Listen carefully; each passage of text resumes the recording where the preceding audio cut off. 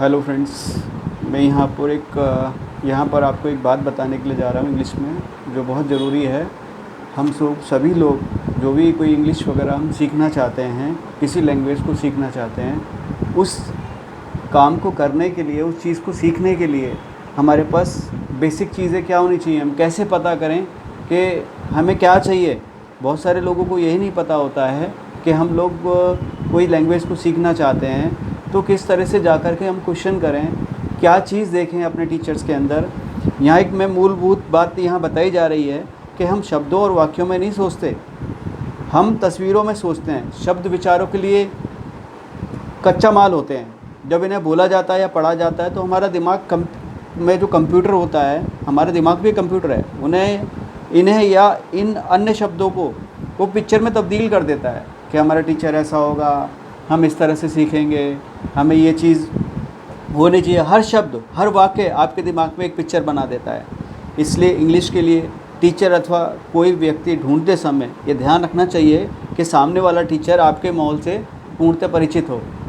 वो मतलब जानता हो कि आपकी बैकग्राउंड आपको सुने, पहले वो आपको समझे, आपको इंडिविजुअल टाइम दे। ये नहीं कि इतने रिसेप्शनिस्ट बैठी है, फिर कोई सुनने वाला कोई दूसरा है, टीचर पढ़ाने वाला कोई दूसरा है, फ़ीस लेने वाला कोई दूसरा है। ये सब बातें नहीं आनी चाहिए।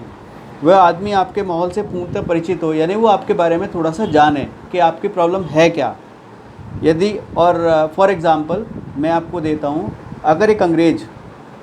किसी हिंदी बैकग्राउंड वाले आदमी को पढ़ाना शुरू कर दे, और हिंदी बैकग्राउंड वाला भी इस तरह का व्यक्ति हो जो ज़्यादातर हम लोगों में से होते हैं, उन्हें इंग्लिश नहीं आती है,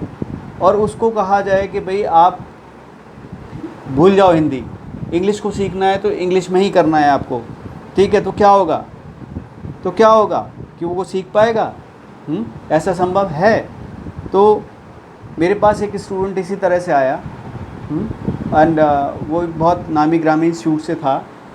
और उसने मुझे बताया कि सर उसके घर में भी हिंदी बैकग्राउंड था और पब्लिक स्कूल में जो पढ़ता था, लेकिन आजकल जो बच्चों के साथ प्रॉब्लम है वो ये है कि वो अच्छे स्कूल में पढ़ते हैं, ठीक है, वहाँ पर कहा जाता है कि आपको हिंदी नहीं बोलना है, हिंदी बोलने पे आपको फ़ाइन होगा, लेकिन उनको उस तरह का माहौल नहीं मिलता है घर के अंदर अपने। उनके मम्मी डैडी इंग्लिश नहीं बोलते हैं,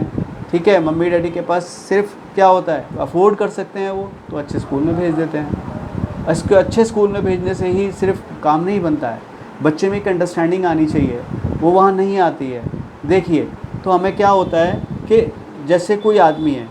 वो अगर अचल या दुर्भेद शब्द का प्रयोग करता है,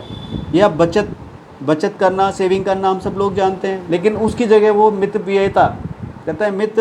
व्ययिता का शब्द का यूज़ प्रयोग करता है, तो उसके बारे में हम ये तो जाते हैं कि इसके पास, यानी इस आदमी के पास शब्दों का भंडार है, यानी बहुत शुद्ध है, अच्छा है वो, ठीक है, या उसे बहुत ज़्यादा वर्ड मीनिंग वोकैबुलरी का पता है, लेकिन उसके पास एक बड़े चिंतक की शब्दावली है, या उसके पास आम बोलचाल के शब्द हैं उसके पास, वो आम बोलचाल के शब्दों को यूज़ कर रहा है आपके सामने, वो ऐसे शब्दों को यूज़ कर रहा है जो बिल्कुल शुद्ध हिंदी है। जैसे कि आज रामचरितमानस है, वो उस टाइम की प्रचलित हिंदी है, जब उस टाइम लोग उसी तरह की अवधी भाषा है, वो उस तरह जब लोग उस तरह से बोलते थे, लेकिन आज की तारीख में ज़्यादातर हम लोग कहते हैं कि नहीं, ये तो संस्कृत है, ये तो समझ में नहीं आती है, ठीक है। तो यही हमारे साथ होता है कि एक चिंतक की शब्दावली, उसके पास बोलचाल के शब्द हैं तो सभी को समझ में आते हैं, अथवा बड़े बड़े शब्दों को, अथवा कठिन शब्दों या उन्हें आम बोलचाल में प्रयोग करना जिन्हें समझने में एक आम आदमी को कठिनाई महसूस हो। दरअसल ऐसे लोग घमंडी होते हैं, जो अगर मुझे इंग्लिश आती है, ठीक है, मैं आपके सामने ऐसे ऐसे शब्द बोलता हूँ जिन शब्दों को एक आम आदमी नहीं पहचान पाता है, ठीक है, तो क्या होता है, तो इस तरह से फ्लुएंट इंग्लिश बोल देने से ऐसे लोगों के सामने, if I speak fluent English, such a people like you, most of the people are from Hindi background, they don't understand. अगर मैं सारी बातें इंग्लिश में ही बोलता जाऊंगा तो क्या होगा, हमारा जो भी सामने वाला, सुनने वाला जो भी स्टूडेंट होगा, जो इंटरेस्टेड है, वो क्या उसके ऊपर से चली जाएगी। तो हमें अपनी विद्वत्ता को बघारना नहीं है, हमें अपनी विद्वत्ता, हमें ये नहीं दिखाना कि हमें इंग्लिश का ज्ञान कितना है, हमें ये दिखाना है कि हम किसी दूसरे को भी इंग्लिश करा सकते हैं, सिखा सकते हैं या नहीं। तो दोस्तों इसके लिए सबसे बढ़िया टिप ये है कि जब आप इंग्लिश सीखने के लिए जाएं तो सिर्फ़ एक बात ध्यान रखें, आप वहाँ जाकर वो क्वेश्चन कीजिए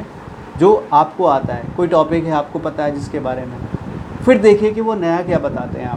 आपको डेप्थ में कैसे लेके जाते हैं। Thank you. अगले वीडियो में मैं इस प्रॉब्लम को भी सॉल्व